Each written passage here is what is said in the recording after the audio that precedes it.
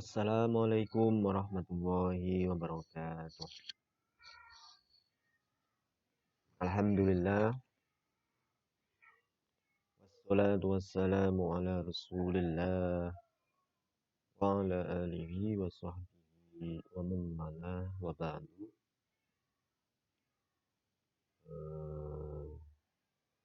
Selamat berjumpa lagi pada mahasiswa dan mahasiswi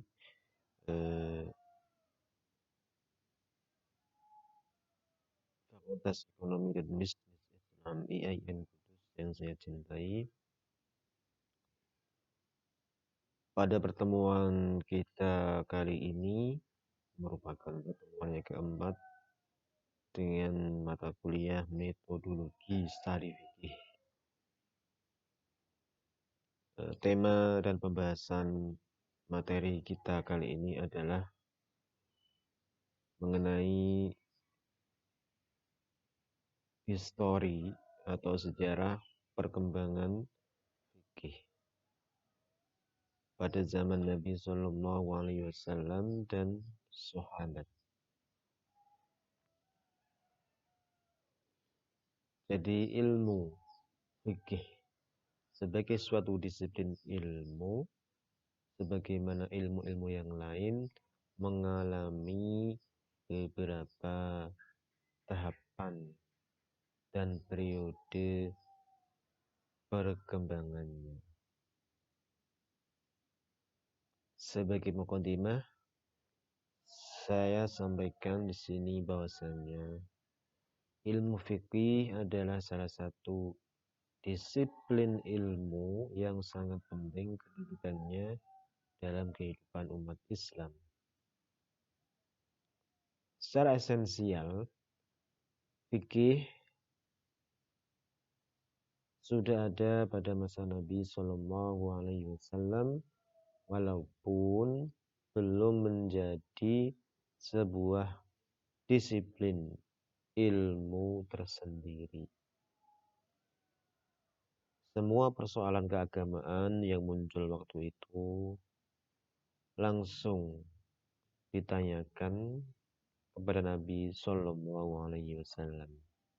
Setiap ada masalah, setiap ada problem, maka para sahabat langsung bertanya kepada Nabi Shallallahu Alaihi Wasallam, dan ketika itulah solusi permasalahan bisa diatasi dengan bersumber pada wahyu, baik yang berupa Al-Quran maupun Al-Hadits.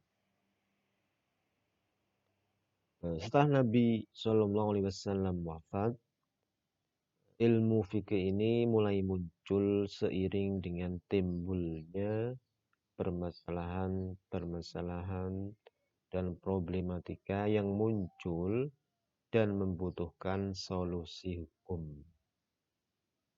Membutuhkan solusi hukum melalui jalan istinbat. Istinbat adalah sebuah proses penggalian suatu hukum dari sumber-sumber yang ada yang berupa teks-teks atau nas-nas atau dalil-dalil dari Al-Quran maupun Al-Hadits. Generasi penerus Nabi Muhammad SAW tidak hanya berhenti pada masa Khulafaur Rasyidin dalam melakukan istinbat dan ijtihad untuk menggali hukum dari sumber-sumber yang ada. Namun hal ini masih dan senantiasa diteruskan oleh para tabi'in dan para ulama as-shalihin hingga sampai pada zaman kita sekarang. Karena al-ulama warathatul anbiya. Para ulama adalah pewaris para nabi. Makanya mereka lah yang meneruskan dakwah, yang meneruskan perjuangan para anbiya dan para rasul. Adapun perkembangan ilmu fikih bisa kita bagi dan bisa kita kualifikasikan secara periodik sesuai dengan kesepakatan para ulama, khususnya para cendekia dan para pemerhati tentang ilmu. Secara garis besar dan secara global, periodisasi perkembangan fikih bisa kita bagi menjadi 5 periode. Meskipun juga banyak yang mengatakan lebih dari 5. Ada yang mengatakan 7 sampai 8 periode. Intinya adalah secara umum periodisasi perkembangan ilmu fikih ini kita bisa membaginya menjadi 5 periode. Yang pertama adalah periode pertama. Periode ini adalah masa pembentukan yang dikenal dengan fase tasyri', masa pembentukan atau legislasi daripada fikih. Masa ini adalah masa Rasulullah SAW yang disebut dengan era risalah atau asru ar-risalah, zaman ar-risalah, yang lamanya sekitar 23 tahun dan sejak dari tahun ke-13 sebelum hijrah sampai dengan tahun 10 hijrah. Atau kalau dihitung secara Masehi 611 sampai dengan 630. Adapun periode yang kedua adalah fase perkembangan. Fase perkembangan fikih ini dihitung pada masa dan periode para sahabat Nabi, termasuk para khulafaur rasyidin, para khalifah yang keempat, dan pada masa Umayyin atau dinasti Umayyah yang berlangsung dari tahun 11 Hijriah sampai dengan tahun 40 Hijriah.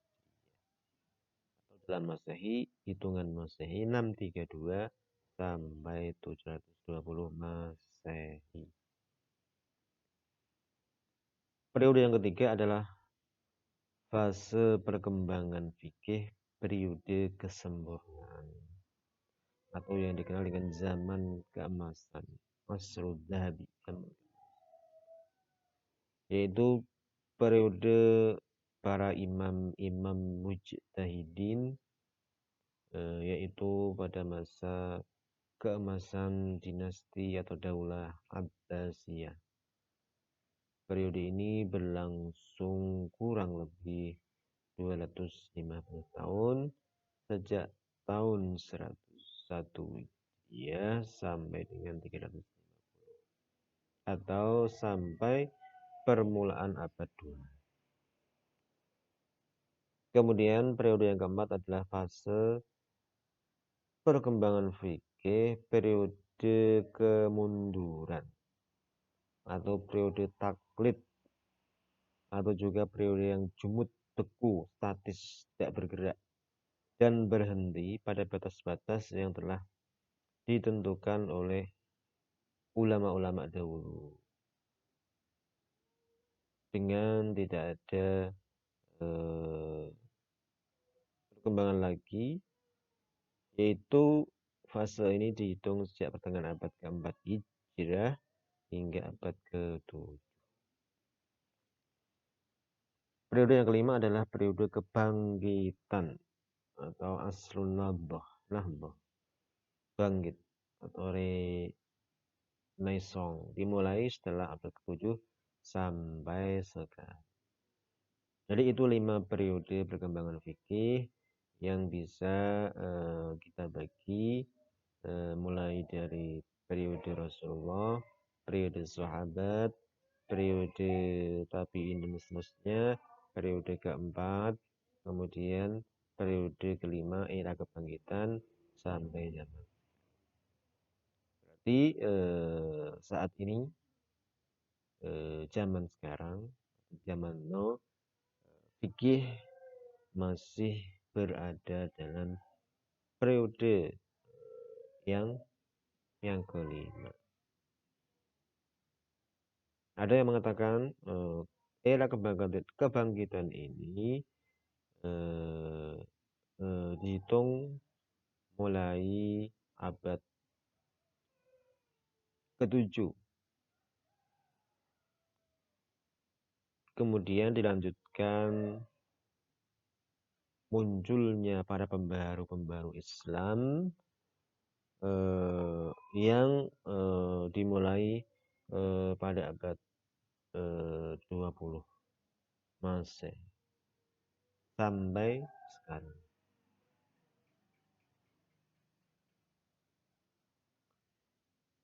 Kita awali dari periode yang pertama tadi, yaitu periode Nabi, atau dikenal dengan periode Risalah, atau periode Nubuwah, masa kenabian dan masa kerasulan. Periode ini berlangsung selama kurang lebih 23 tahun, terbagi menjadi dua, yaitu periode Makkah selama 13 tahun dan periode Madinah selama 10 tahun. Setelah Nabi hijrah sampai wafatnya Nabi. Pada masa periode ini, ayat-ayat Al-Quran terus turun berangsur-angsur, termasuk ayat-ayat yang bermuatan hukum. Kemudian fikih pada masa ini bersifat praktis dan realis. Nabi Muhammad SAW juga berperan sebagai seorang faqih dan mujtahid.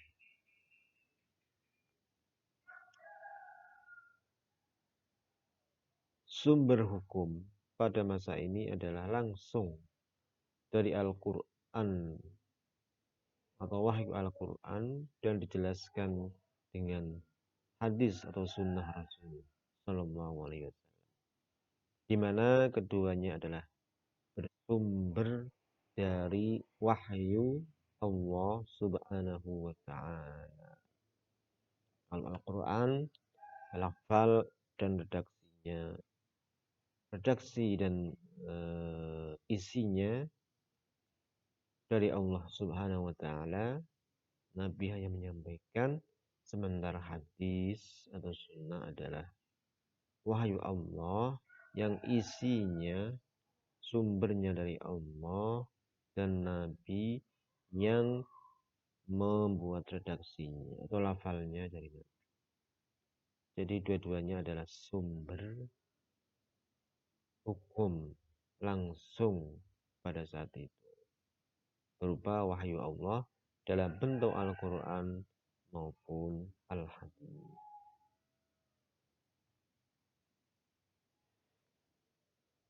Periode ini dimulai sejak diangkatnya Nabi Muhammad SAW menjadi Nabi dan sampai wafatnya Rasulullah. Masa ini mewariskan sejumlah nas-nas hukum baik di Al-Quran maupun As-Sunnah. Mewariskan prinsip-prinsip hukum Islam baik yang tersurat dalam dalil-dalil kulli, dalil-dalil umum, general yang ada dalam Al-Quran, maupun yang tersirat dari ruh, spirit, dan semangat dari Al-Quran dan Periode Rasulullah ini sebagaimana saya sebutkan tadi dibagi menjadi dua masa atau dua era, yaitu masa Makkah dan masa Madinah. Pada masa Makkah diarahkan untuk memperbaiki akidah sebagai pondasi. Karena akidah yang benar inilah yang menjadi landasan dan pondasi dalam hidup. Oleh karena itu dapat kita pahami jika Rasulullah SAW pada masa itu memulai dakwahnya dengan mengubah keyakinan masyarakat yang musyrik menuju masyarakat yang berakidah tauhid. Membersihkan hati dan menghiasi diri dengan akhlakul karimah. Masa ini dimulai berawal sejak Nabi diangkat menjadi Rasul sampai beliau hijrah ke Madinah Al-Munawwarah yang dalam waktu kurang lebih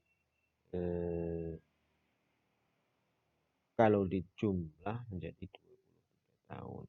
13 tahun di Makkah dan 10 tahun di Madinah. Di Madinah merupakan tanah air baru bagi kaum muslimin.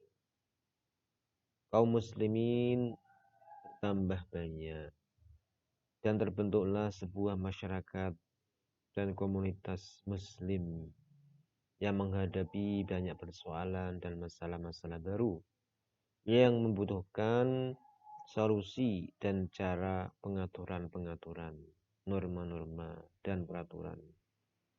Baik dalam hubungan antar individu muslim maupun dalam hubungannya dengan kelompok lain di lingkungan masyarakat Madinah. Seperti kelompok ahlu kitab yang terdiri dari orang-orang Yahudi dan Nasrani. Oleh karena itu di Madinah diisyaratkan hukum yang meliputi keseluruhan bidang ilmu fikih.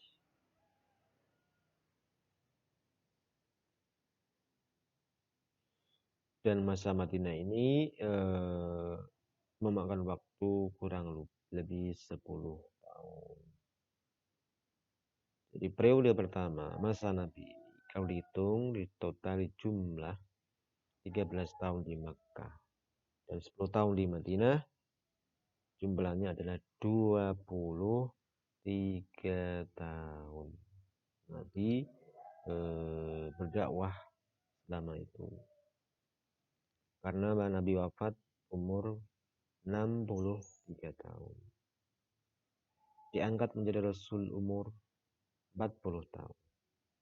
60 tahun dikurangi 60 tahun dikurangi 63 tahun dikurangi 40 tahun, jumlahnya aja 23. Jadi selama 23 tahun berdakwah dan berjuang, Nabi berhasil menciptakan masyarakat, negara,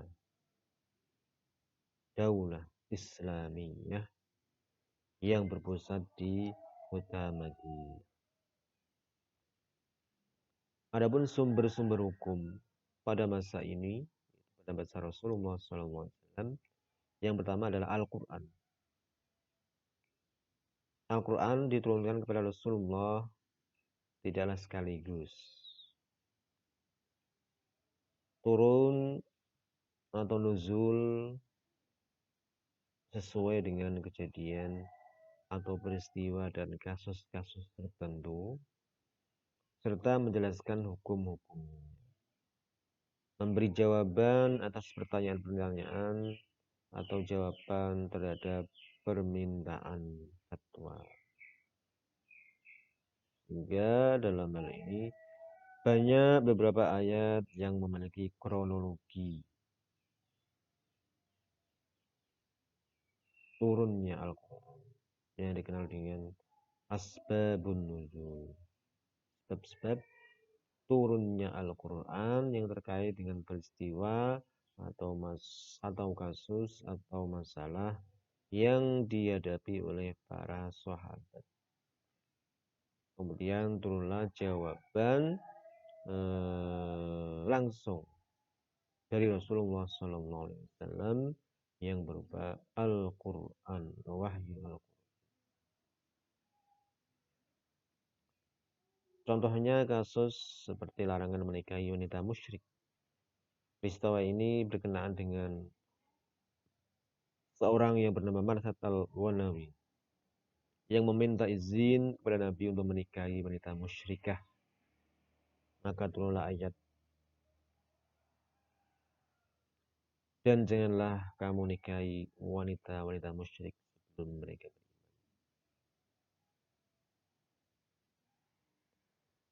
Pada dasarnya hukum-hukum dalam Al-Quran bersifat kulli atau umum atau general. Demikian pula dalalahnya, pemanaannya, penunjukannya. Terhadap hukum kadang-kadang bersifat qat'i, yaitu jelas dan tegas. Tidak bisa ditafsirkan lain. Dan kadang-kadang bersifat dhonni, yaitu memungkinkan terjadinya beberapa penafsiran atau multi tafsir. Kalau bersifat qat'i itu sudah pasti. Penafsirannya ya itu saja, tidak menerima penafsiran yang lain. Sedangkan yang bersifat dhonni yaitu yang berpotensi terjadinya beberapa penafsiran dan penjelasan atau yang dikenal dengan multi tafsir atau multi interpretasi.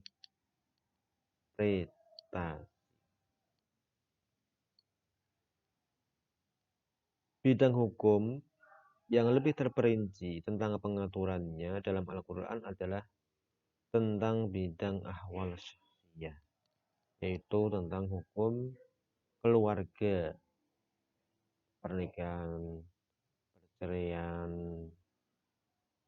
kemudian hak asuh, hak anak, hak suami, hak istri, harta waris, dan seterusnya yang berkaitan dengan pernikahan dan warisan atau hukum keluarga atau ahwal syahsi. Sumber hukum yang kedua adalah as-sunnah atau al-hadis. As-sunnah berfungsi menjelaskan hukum-hukum yang telah disebutkan atau ditegaskan dalam kitab suci Al-Quran.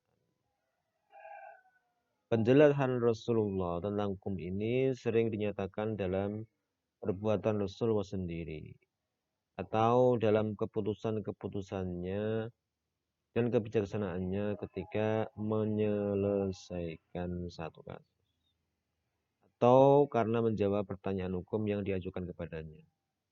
Bahkan bisa terjadi dengan diamnya Rasulullah dalam menghadapi perbuatan sahabat yang secara tidak langsung menunjukkan diamnya Rasulullah itu adalah diperbolehkannya perbuatan tersebut yang dikenal dengan sunnah takriri.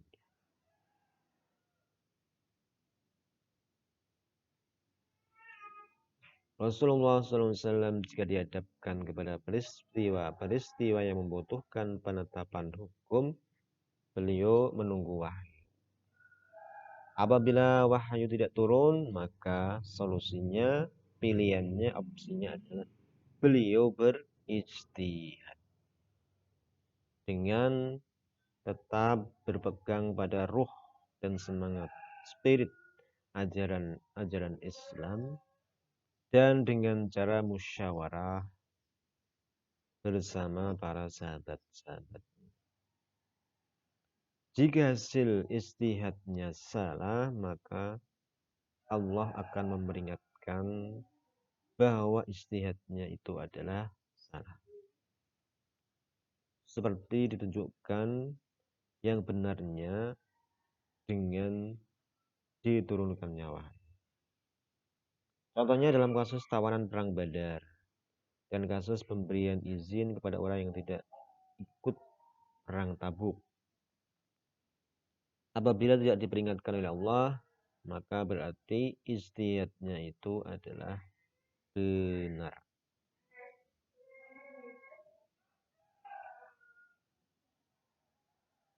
Ijtihad pada masa Rasulullah SAW.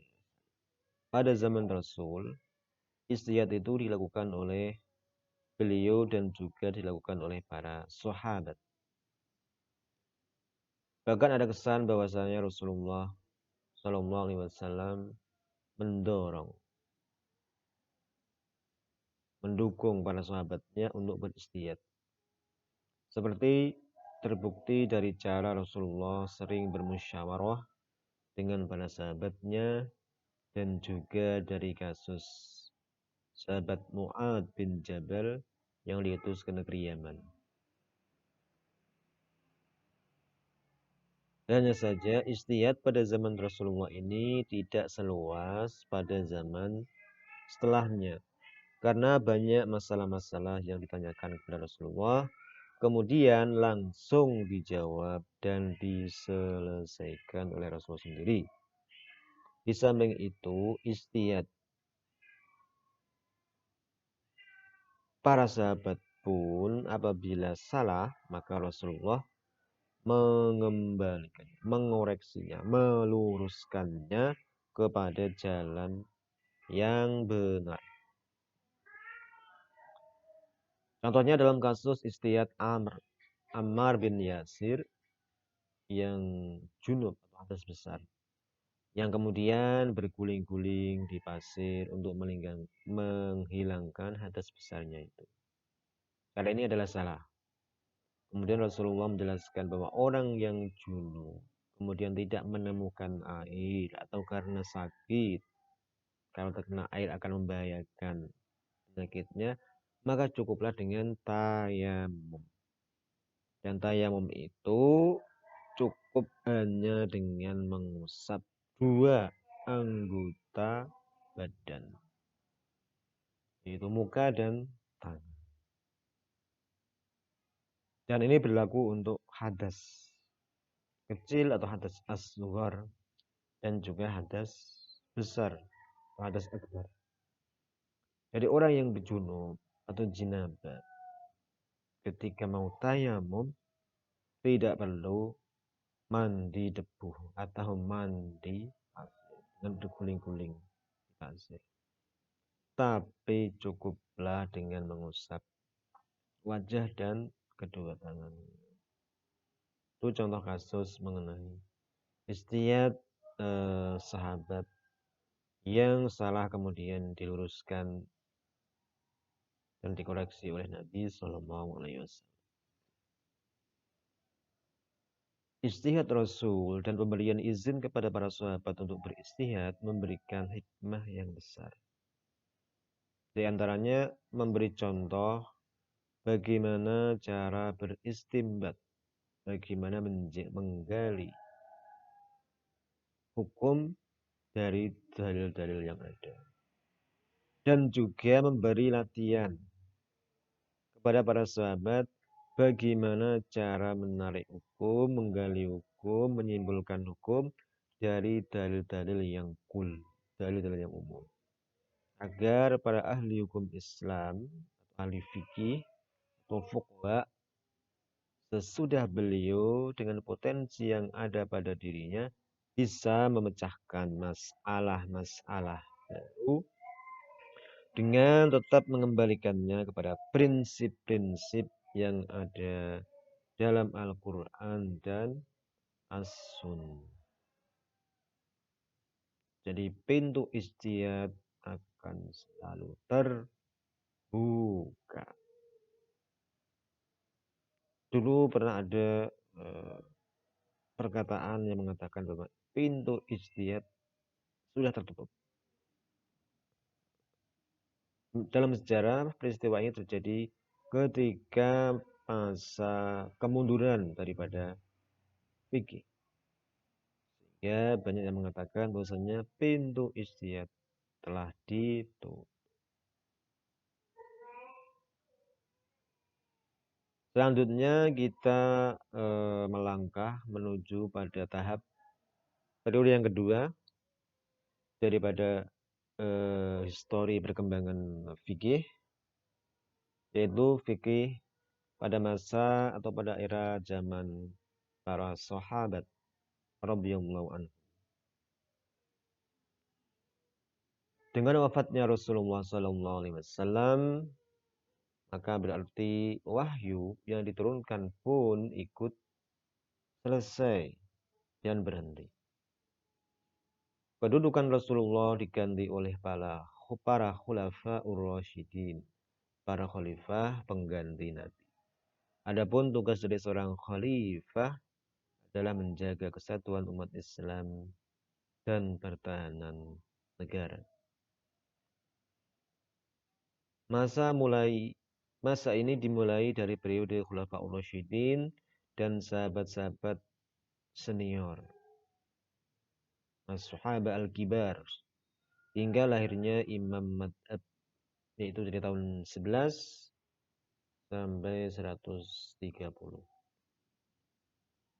Ini meliputi periode Khulafaur Rasyidin sendiri, yaitu antara tahun 11 sampai tahun 40 Hijriah. Pada masa ini telah terjadi futuhat Islamiyah atau perluasan kekuasaan Islam yang semakin luas. Islam sudah mencapai ke berbagai negara dan bangsa di luar semenanjung Arabia. Seperti Islam sudah sampai di negeri Mesir, negeri Syria, Iran atau Persia, dan Irak. Dan bersamaan itu pula agama Islam berkembang dengan pesat mengikuti perkembangan daerah tersebut. Di periode ini, kaum muslimin telah memiliki rujukan hukum syariat yang sempurna berupa Al-Quran dan hadis. Kemudian dilengkapi dengan ijma', yaitu konsensus dan kesepakatan, dan juga qiyas atau analogi. Diperkaya dengan adat istiadat dan peraturan-peraturan berbagai daerah yang bernaung di bawah naungan Islam. Dapat ditegaskan di sini bahwa di zaman Khulafaur Rasyidin sudah lengkaplah dalil-dalil tasyri' Islam. Dasar-dasar legislasi hukum Islam yang 4, yaitu Alkitab, As-Sunnah, Al-Ijma', Al-Qiyas, yang bersandar semuanya pada warisan dan peninggalan sebelumnya. Sehingga bisa disimpulkan sumber hukum daripada syariat Islam pada waktu itu adalah Alkitab, Al-Quran, Al-Hadis, Ijma' dan juga Al-Qiyas. Adapun karakteristik periode ini adalah periode ini disebut dengan periode sahabat atau era para sahabat, yaitu tahun 11 Hijriah sampai 101 Hijriah, di mana wilayah Islam dan negara Islam sudah semakin luas. Kemudian materi-materi dan teori hukum belum tersebar luas di kalangan masyarakat muslim yang semakin menyebar. Permasalahan hukum semakin kompleks, tidak ditemukan jawabannya dalam Al-Quran dan dalam Al-Hadis. Ada ketentuannya dalam Al-Quran dan Hadis, namun sudah tidak relevan. Sudah tidak relevan lagi dengan situasi dan kondisi pada saat itu. tidak semua sahabat mempunyai pemahaman yang sama terhadap makna ayat-ayat hukum maupun sunnah Nabi sebagai sumber hukum pada masa ini.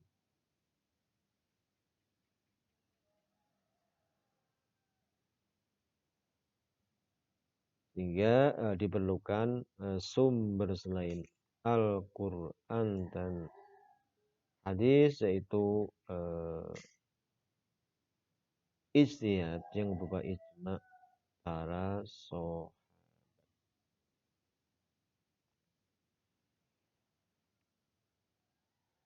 Selanjutnya adalah metode sahabat dalam mengambil hukum atau metode sahabat dalam istinbat.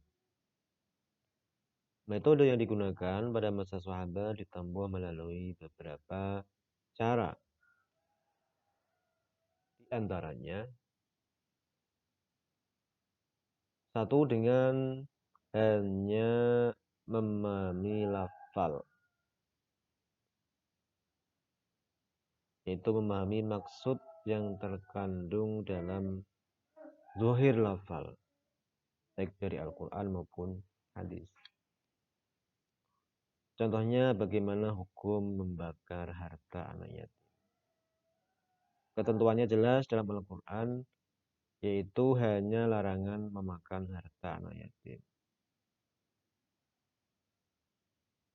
secara aniaya. Sedangkan hukum membakarnya tidak ada, karena semua orang itu tahu bahwa membakar dan memakan harta itu sama-sama merusak dalam hal mengurangi atau bahkan menghilangkan harta anak yatim. Maka keduanya juga sama hukumnya, yaitu haram. Cara ini kemudian disebut dengan penggunaan metode mafhum. Yang kedua, dengan cara memahami alasan atau ilat yang terdapat dalam suatu kasus atau kejadian yang baru, kemudian menghubungkannya kepada dalil nas yang memiliki alasan atau ilat yang sama dengan kasus tersebut. Cara ini kemudian disebut metode. Seperti menyamakan atau menganalogikan hukum minuman-minuman keras atau narkoba dianalogikan dengan hukum al-khamr atau arak. Adapun keistimewaan fikih pada masa Khulafaur Rasyidin bisa disebutkan di sini ada 3. Yang pertama adalah kodifikasi ayat-ayat Al-Quran serta menyebarkannya untuk mempersatukan umat Islam dalam satu wajah tentang bacaan Al-Quran agar tidak ada perbedaan yang berakibat perpecahan. Hal ini terjadi pada masa Khalifah Utsman bin Affan dengan menyatukan mushaf menjadi mushaf imam atau pedoman yang dikatakan mushaf Utsmani untuk menghindari perpecahan atau perbedaan atau konflik akibat dari perbedaan dalam versi bacaan. Yang kedua adalah pertumbuhan tasyri' dengan ra'yu atau pendapat sebagai motivasi besar terhadap para fuqaha untuk menggunakan rasio, nalar, akal, dan logika sebagai sumber ketiga, yaitu yang kita kenal dengan al-qiyas. Yang ketiga adalah pengaturan peradilan. Diciptakannya sistem peradilan yang mewadai sehingga menjadi pedoman dalam kehidupan masyarakat pada waktu itu.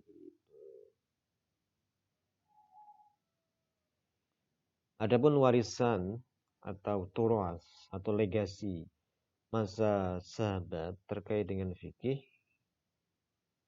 adalah berupa penjelasan-penjelasan yang bersifat yuridis, yang bermuatan hukum terhadap nas-nas Al-Quran dan Sunnah. Penjelasan-penjelasan yang demikian ini terjadi ialah ketika sahabat membahas nas-nas hukum untuk diterapkan kepada kejadian-kejadian atau peristiwa-peristiwa, lalu timbul pendapat-pendapat tentang pengertian dan maksud sebenarnya dari nas-nas. Intinya adalah penjelasan para sahabat terhadap nas-nas atau dalil-dalil dari Al-Quran dan Sunnah yang dikenal dengan aqwalus sahabat atau pendapat para sahabat atas suatu masalah atau peristiwa atau problema yang bersumber dari pemahaman mereka terhadap nas-nas atau teks-teks atau dalil-dalil Al-Quran dan hadis. Selain yang berupa aqwalus sahabat atau pendapat atau penjelasan para sahabat, ada juga yang dikenal dengan fatwa. Itu fatwa-fatwa hasil ijtihad yang diberikan, yang dikeluarkan oleh para tokoh-tokoh sahabat terhadap kejadian atau masalah atau kasus yang tidak ada dalil atau nasnya dari Al-Quran maupun Al-Hadis. Cara mujtahid di kalangan sahabat itu apabila tidak mendapatkan nas dalam Al-Quran atau Sunnah tentang suatu hukum, kejadian yang diajukan, maka mereka melakukan ijtihad untuk menemukan hukum dengan berbagai jalan istimbat.